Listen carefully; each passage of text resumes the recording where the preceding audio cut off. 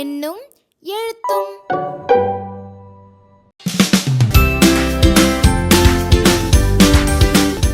செயல்பாடு 2 விலைப்பட்டியல்.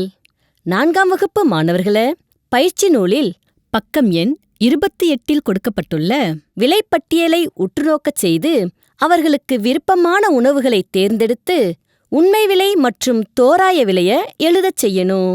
பிறகு இரண்டிற்கும் உள்ள வித்தியாசத்தை கண்டறிய செய்யணும். ஒவ்வொரு மாணவரும் தாங்கள் தேர்ந்தெடுத்த உணவுகளின் உண்மை விலை மற்றும் தோராய விலையை கூறணும். உதவி தேவைப்படும் மாணவர்களுக்கு ஆசிரியர் வழிகாட்டணும்.